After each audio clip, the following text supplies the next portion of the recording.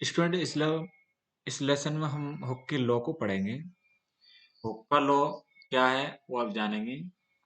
हम किसी भी प्रत्यास्थ डोरी को उसकी स्वाभाविक लंबाई जो है उसके आगे बढ़ा दें तो डोरी में जो तनाव होगा वो उसके लिए एक नियम है। वो जो है नियम आपका हुक का नियम कहलाता है।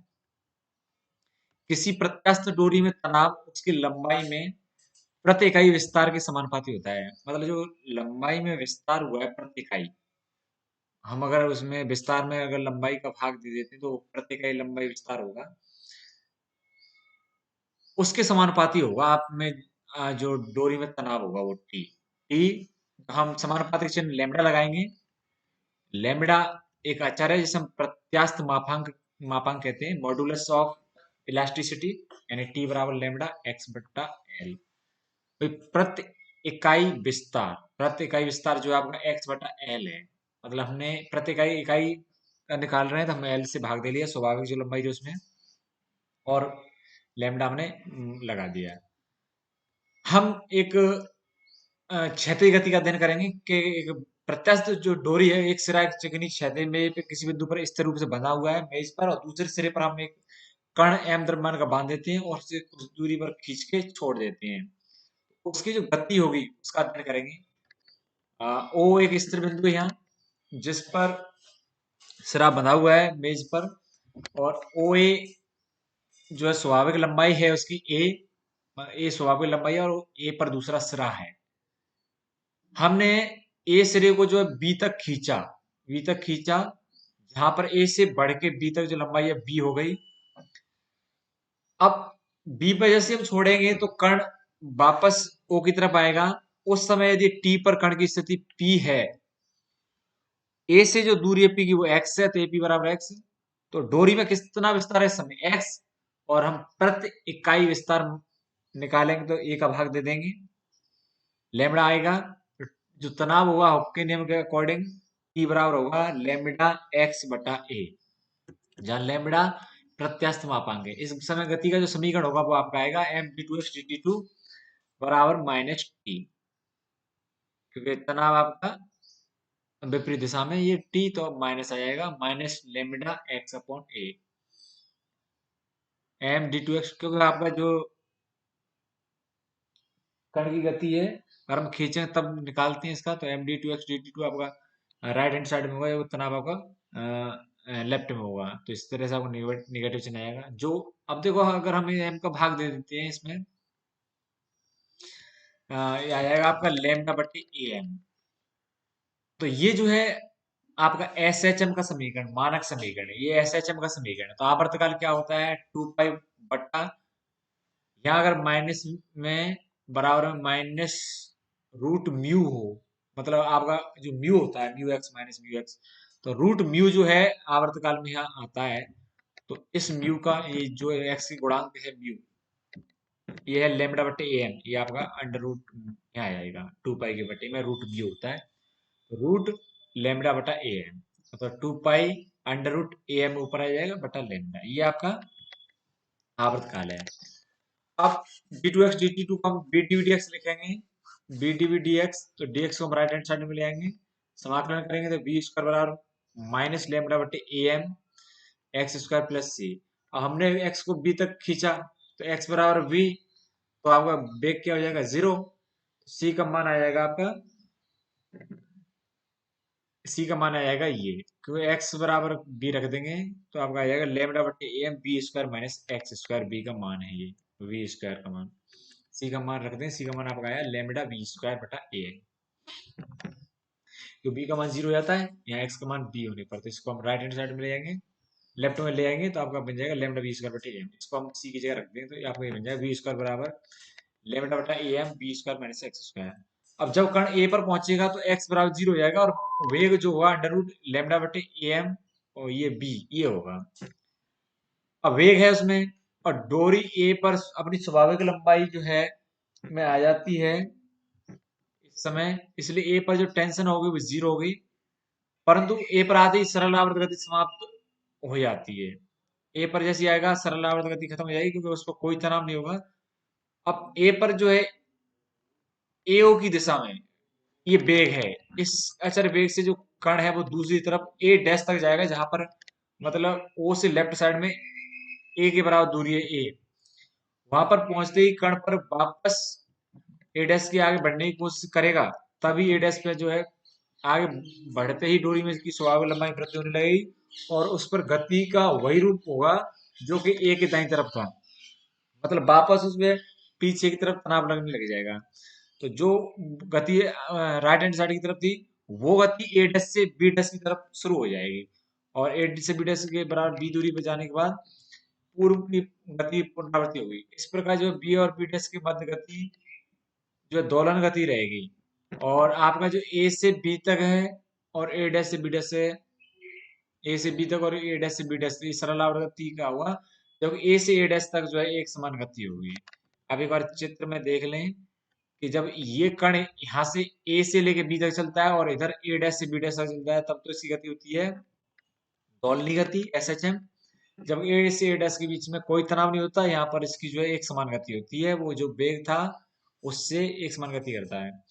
अब बी से बी डैश तथा बी डैश से बी तक का जो संपूर्ण दोलन दोलन काल निकालेंगे हम। भाई बी से चला, बी से बी डैश तक, बी डैश से वापस बी तक, तो गति क्या होगी? वो दुगना समय हुआ किससे? अगर बी से ए तक चले, ए से ए डैश तक चले और ए डैश से बी डैश तक का समय चले।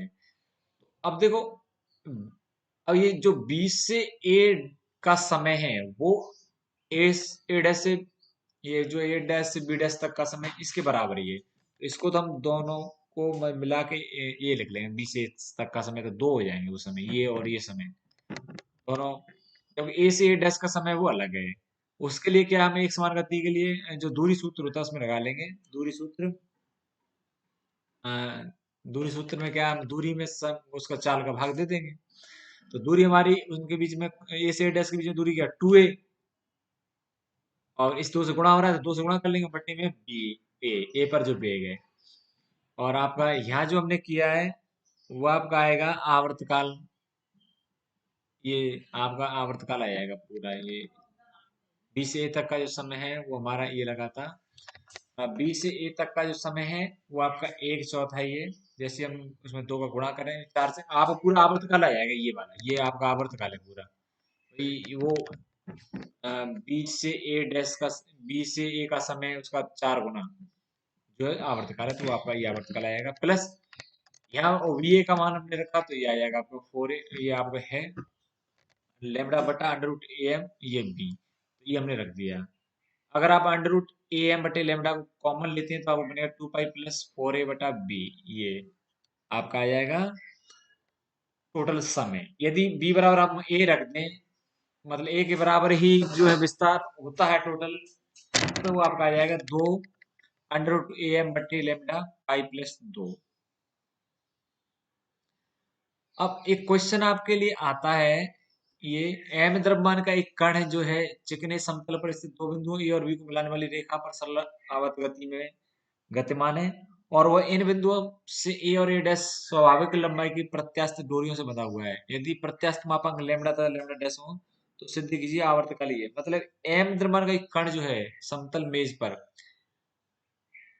ए और बी को मिलाने वाली सरल रेखा में गति विद्यमान है, वह इन बिंदुओं से ए और ए डैश स्वाभाविक लंबाई वाली प्रत्यास्थ दूरियों से बंधा हुआ है। एक कण जो है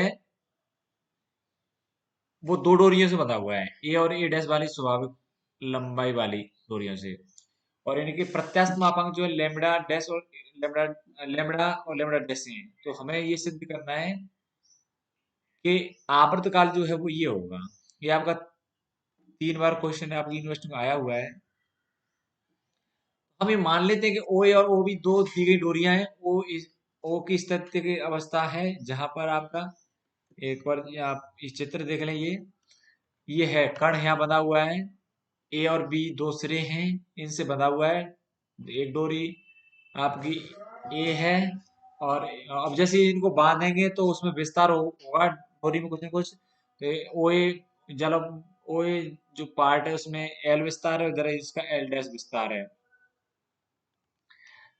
तो देखें कि ओ ए में बराबर है ए प्लस एल, और ओ बी है ए डैश एल डैश है। तो स्थिति की साम्यवस्था दोनों तरफ समान होंगे जब वो रुका हुआ है मध्य में, तो लेमडा एल बटा ए बराबर जो आपका हुआ लेमडा डैश एल डैश बटे ए डैश।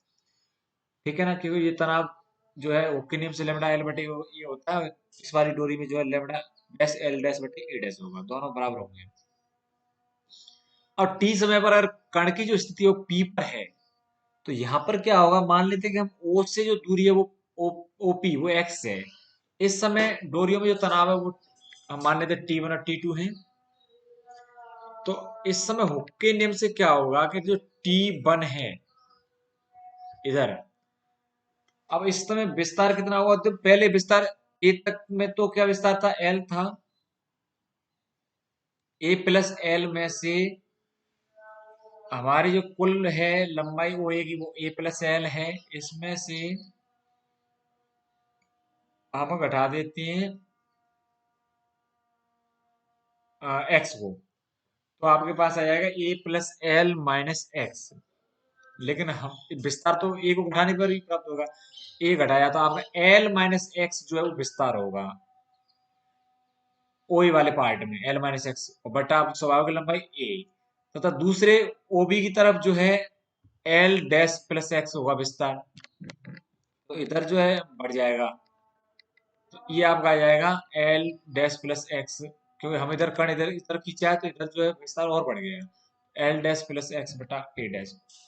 तो गति का जो समीकरण होगा वो होगा आपका M D two X D T two, T one तो आएगा पॉजिटिव आपका और टी टू आएगा निगेटिव। ठीक है, तो ये आएगा लेमडा बराबर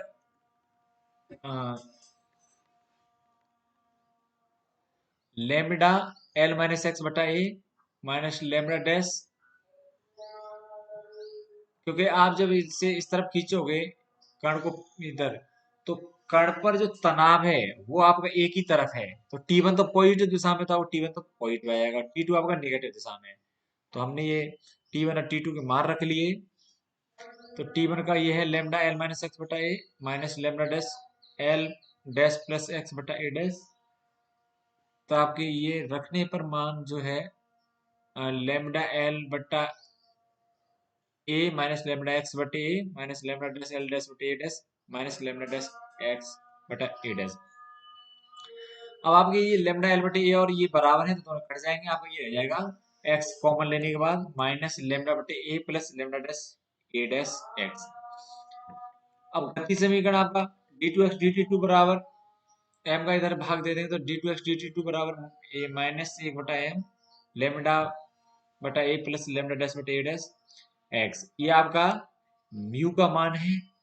और आवर्त गति का जो म्यू का मान हो गया, और आवर्तकाल होता है 2 पाई बटा अंडर रूट म्यू, तो 2 पाई बटे अंडर रूट म्यू, म्यू का मान रख देंगे तो आपको आएगा 2 पाई अंडर रूट एम, ये आपका ये हर में जाएगा, अंश में लाएंगे तो इसमें माइनस एक घात लग जाएगी, तो एम लेमडा बट्टा ए प्लस लेमडा डैश बटे ए डैश का होल माइनस एक घात। इस तरह से आपका आवर्तकाल आ जाएगा, म्यू का जो मान है वो है आपका ये।